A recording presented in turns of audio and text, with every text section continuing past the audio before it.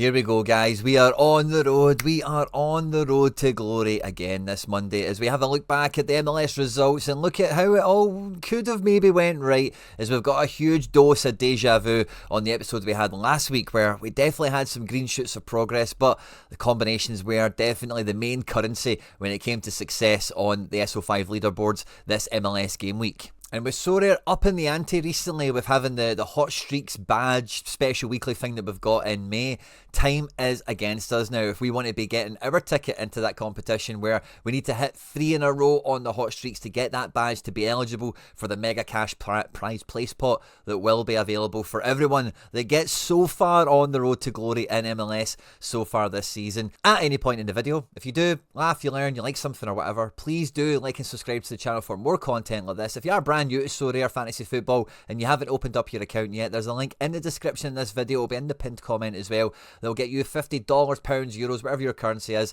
of market credit to go out and reinforce your squad once you've bought 5 guys from auction or instant buy, and they could cost literally 80p, $1, whatever. If you do get stuck, if you've got any questions, jump into the comment section and I'll come and sort you out, of course. But let's just get stuck straight into it, because this week's episode does have a big bit of deja vu sprinkled into it, of course, but it's also got some of those familiar Sorare themes kind of going on in there, where you try and learn a lesson from one weekend and bring it into the next one, and then something else rears its head to maybe derail the plans. The priority lineup we went out with this weekend to try and catch the hot streak with our in-season goalkeeper, we went against the budget primary squad that we had, NYCFC. They were going away to Atlanta United, and despite actually having a really good record, it just felt like that game wasn't one we should be leaning into, and we went elsewhere. We found our other budget heroes to come into this squad, and as you can see, sadly, we only picked up 307 points, and really in the grand scheme of things, it's not that far away from getting us on the first run of the ladder.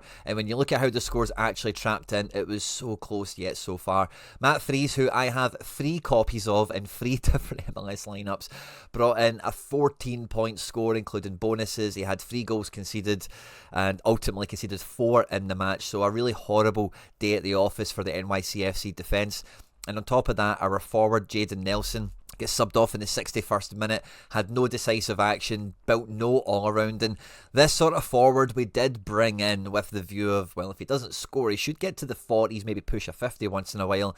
This derby match, away to away to Toronto, just did not go the way of Jaden Nelson, and between Matt Freese and Jaden Nelson, they have directly dropped the points that have stopped us hitting the hot streak, because like you can see, we nailed our captain, Mad Andy Gutman, still living large. And you know, I thought this game was going to be a lot better for Chicago. 1 each they drew in the end with Montreal, but he got us decisive, he guaranteed his 60, and with the captain's armband, that was kind of good enough. That was going to be job done for us, and it could have been a bit of a better game for them, only 1 each in the end.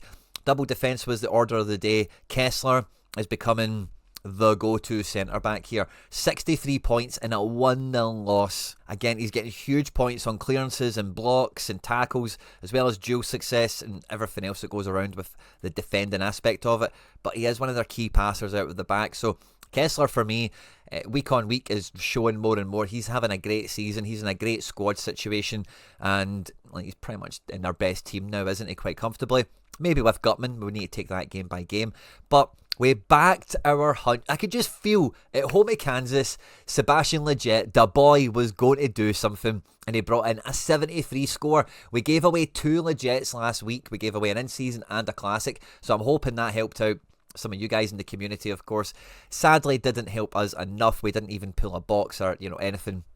It's a kind of runners-up prize from this one, sadly. There'll be some XP for the boys, but sadly, I can't say sadly enough, but yeah, just away from making it happen from the priority lineup here. But our process, our strategy, our selection was kind of on point. NYCFC were actually winning this game. We'll talk about it a bit more with the stack, and that could have been the difference alone. And then we would only been looking at Nelson and thinking, away in a derby match, should that have been the right decision? Of course, ultimately it wasn't, because both of our in-season strikers for NYCFC got on the decisives, and Hannes Wolf bringing in 2 goals. He is on a great run of catching decisives and is starting to pick up some form and start to become the Bundesliga level player that NYCFC wanted him to be. Julian Fernandez, the hunch on him was spot on. We already know how bad Matt Freese did, of course, as the classic keeper in this one. but sadly between Ilinic and Maxi Morales we never quite got the scores we needed. And to get into the XP category, we were like 10 points away, which isn't that much at all. And yeah, we're about the thick end of 50 points away, which between the 3 players that let us down, that's not a big gap to bridge to have gotten into the 3 essence payout there. So again, it's close but no cigar. Combinations like that felt like the actual stack here for NYC, we built that perfectly. If we look at the way the actual team performed, I think Ilinic was just about the best defender. Maybe even Burke Risa counts as the best defender because he came on for the last 6 minutes and pulled in a 37-pointer, which is just kind of funny to see. But look at this, guys. Both of our budget forwards, Hannes Wolf and Julian Fernandez, outscored the marquee forward card in the squad. Although he's Mr. Reliable, Mr. Consistent, Alonso Martinez, it's good to see he's continuing in his form and all the rest of it, don't get me wrong there. And with Morales at 32... yeah, he's pretty much just about the best midfielder card. There's maybe a case for the O'Toole midfielder piece, or maybe Ojeda from the bench, but I think things all being equal, you'd have built this team with Maxi in it. So again, not too much we can do about this because NYCFC conceded 4 goals, they lost. We caught the decisives where we could, and the other decisive fell for Alonso Martinez. We couldn't squeeze him into the lineup. It's only maximum 2 forwards, So big deja vu there. Now we had a compromise or optimise kind of crossroads fork in the road last week, and ultimately when it came to the deadline, I ended up scrapping my third kind of throwaway in-season team that would have had a lot of those NYCFC subs in it. We picked up a limited Matt Freese, and we thought, let's actually try and get the hot streak thing going with our dregs, our leftovers, put them with that Freese, and hey, if they get lucky once in a while. And Bakrar and Risa, as we just seen off the bench, they weren't exactly the lowest scorers in the team, but with the goalkeeper doing so poorly, with the captain's armband, Thiago Martins, who also had an error lead to go, this was just going nowhere. Sadly, it's actually on for relegation, which is just not good to see. And it almost could have been so much better when it came to Classic. Sean Johnson, who we have 3 copies of, brought in a super high value clean sheet in that Derby 0-0 draw with Vancouver, like we seen earlier. Choupo-Moting got a goal. Mickey Yaman double decisive, but not the way we want to. Assist and then a penalty conceded. Really just kneecapped his potential scoring in this game week. Forsberg with the captain's armband on a 49 is a bit of a misstep by me, and then Bamba just bringing in a 31 before multiplier, which is never going to be enough. So very, very close to doing a little bit better. We were only 37 points away from getting into the essence, and considering your man double decisived and a cancellation kind of way, that was really the difference. We could have got some essence with this team, even with our wrong captain and even with our extra player, because if you think about the forwards, Chupo could have been the goal scorer, but our extra player really just doing nothing at all. So that was, again, disappointing. The classic NYCFC team, there's probably not much you need said about that. We caught both decisives again. We got Alonso and Julian Fernandez, which is something. But it was actually our last classic lineup that we set that done the best. It scored the most points, 383 points, and it's getting promoted. We're going to pick up a little bit of essence. And this is really funny because we got Roldan last minute. He got an assist, which is great. Wolf, midfielder, double decisive. That is beautiful. We know about Sean John. But I captained Malte Amundsen, who didn't start this game. He came off the bench, got a 41, which is not acceptable at all for a captain. But it seems to have been just about enough that get us in that top 20% to get us promoted out of Division 3, bag us a little bit of essence on the way as well. And Abada started this game, got a little crumb of 80, no other decisive to speak of, let the side down a little bit, but it's nice to see there was at least a little bit of progress made somewhere. And that means we now have 3 Division 2 Classic Rare outfits to field for next weekend. Our top Classic Limited outfit looks like this, went absolutely nowhere, and is going to get relegated from Division 2. And the last thing I want to have a glance at here for the Road to Glory aspect is, how did those throwaway training lineups do? And I don't think there was anything kind of missed. No high scoring player marginalised or shelved or whatever. It was all, I think we caught all the good scores. We just sadly couldn't quite get the combinations right. Sadly, because of how bad Freeze done, the only way this would have turned around is if we did play Hannes Wolf over Jaden Nelson. We would have just about squeezed in to getting that. So there was a little bit of success to be had here. If we look at Classic, we could have, of course, swapped Bamba. Even Yaman with his thing, he was probably still actually my best defender in Classic, which is weird. But yeah, the combos, we do have the squad stack thing here that we're playing with NYC. I don't want to totally shelf that. But as we can see with the All-American lineup here and the American Dream Team, we need to find that balance. So as we prepare for game week 68, the priority lineup that we're hoping is going to be streaking down the streets, streaking around the streets of New York. We're going to have Matt Freese in goals. Now, NYC are back at home, which is always good for the defensive-based players, especially Matt Freese. We don't want him to concede free. Matt Freese is one of those guys, if he doesn't concede free, he's going to be a handy player to have and to use. Looking at the defence, if we just hit the in-season filter to start with, I think Henry Kessler is the only guy that I can safely call upon here, and I know what I'm going to get from him. Away at Sporting Kansas could be a peak potential match for a very busy defender like this against a team that aren't that prolific, so high hopes for that. Sebastian Lletget is away to Atlanta, so I'm not going to probably lean into that one too much. Brian Gutierrez, we'll wait for availability reports closer to the time, but it doesn't feel like he's going to be someone we'll prioritise. It is away to the Red Bulls as well, which isn't an OP fixture on paper. Odenholm has made 2 appearances off the bench in a row, so we'll keep our eye on him, because in his last game he came off the bench and actually built up a bit of AA, a little bit of defensive contribution with a tackle won. Nice little bit of passing getting brought into the equation there, and hopefully Odenholm can maybe start to actually carve out a bit of an L5, a bit of an L10 there, which should be fun. But I think clearly Maxi Morales is the midfielder that we go with here. And then when we get to the strikers, Jayden Nelson is certainly worth considering at home to the Rapids. But I think with the form that we've seen of Wolf and Julian Fernandez in recent games, and in particular the last match, Wolf would have to be our top pick forward. And Julian Fernandez is going to be strongly considered for the extra spot, which is actually quite competitive, because Jayden Nelson being at home to the Rapids is better than being away to Toronto.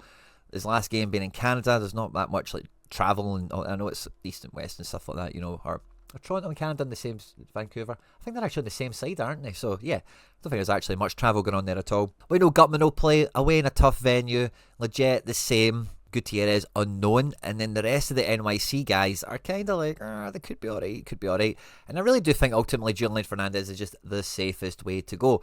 Now, with the scoring potential that Hannes Wolf showed in the last match, this makes him quite captain capable all of a sudden, because to get this all around, he's had a couple of shots and stuff like that. The passing stats haven't been incredible, and neither have really the possession stats been. It benefits as a forward card from not worrying about the goal concession and all the rest of it, and it's just that case of being double decisive and then the consequences of getting to 16 all around, which when we've looked at Wolf before and we've profiled him, we can see that he's never done this, link a couple of decisives with some AA, but he does have games where he gets that level of AA. He has had games where he gets that level of decisive, and you know, he's done it a few times, and we're hoping maybe this could be the start of something for him. So do we captain Wolf, who is like quite firmly 80 capable, we would think now, or do we maybe go with somebody like Kessler, who's quite firmly going to rock himself into that 60 frame, even without a clean sheet on AA and stuff like that, and also has random decisive potential that just will scoop his score right to those big candlestick scores that we see here?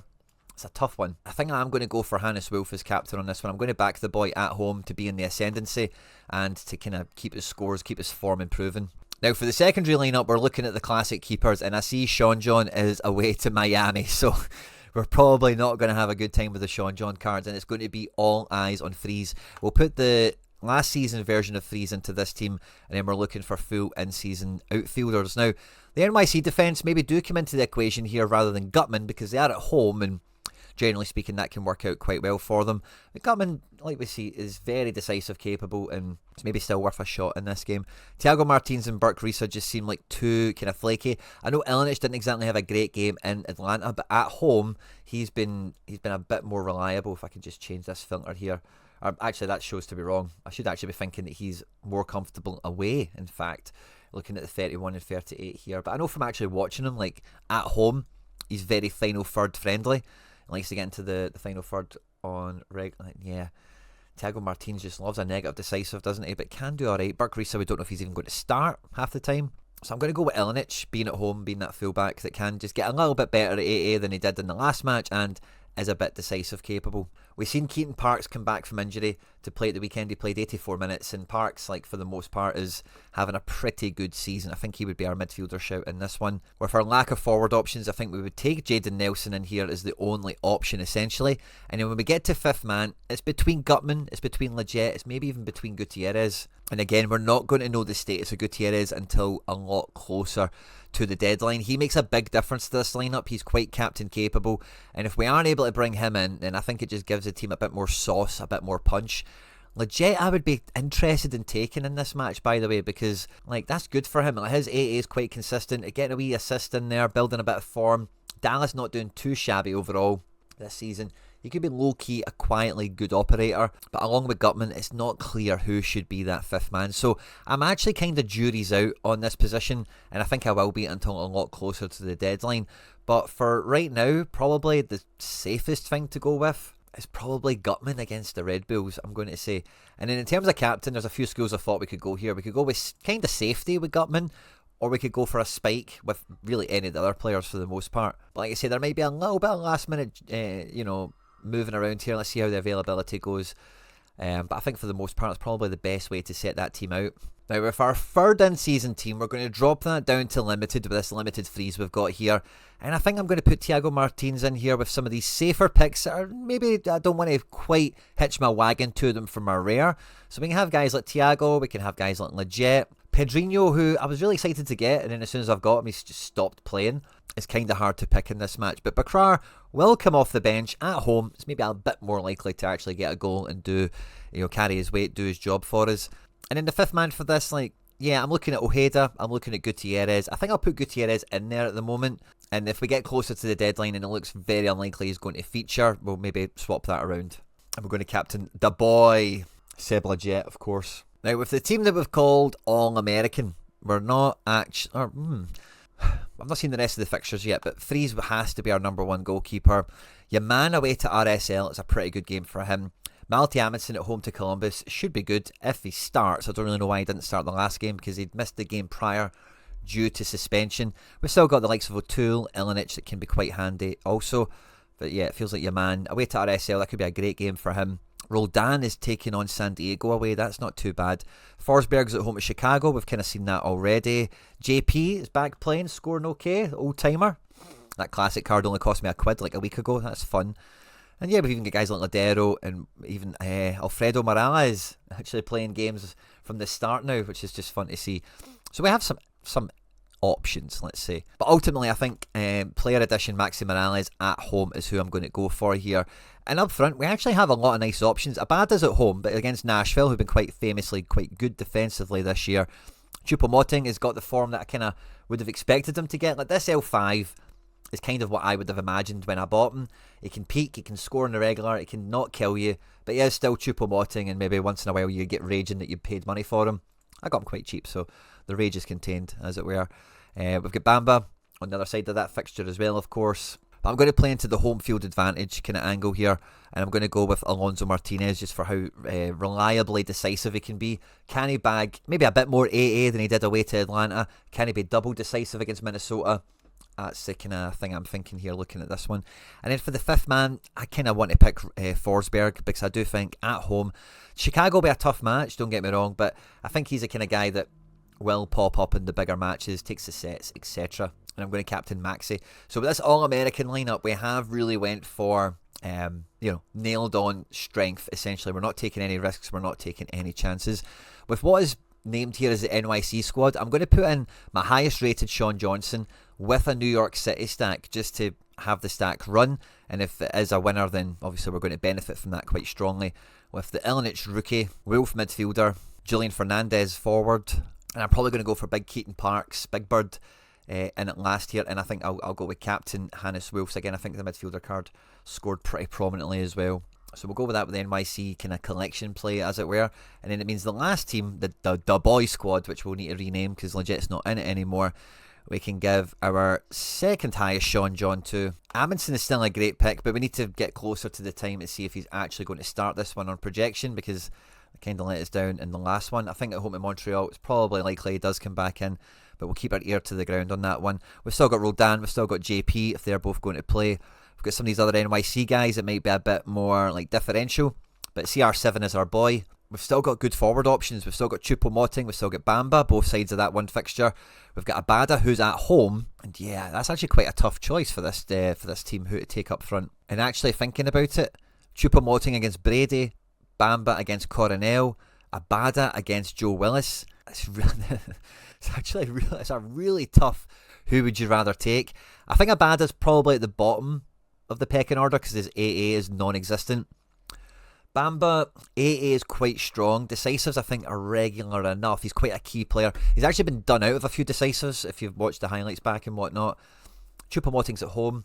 Is that where he scored his goals? I wonder if there's a correlation we can see there. I'm going to go with Bamba, ultimately. I think he's got the right mixture of everything we're kind of after.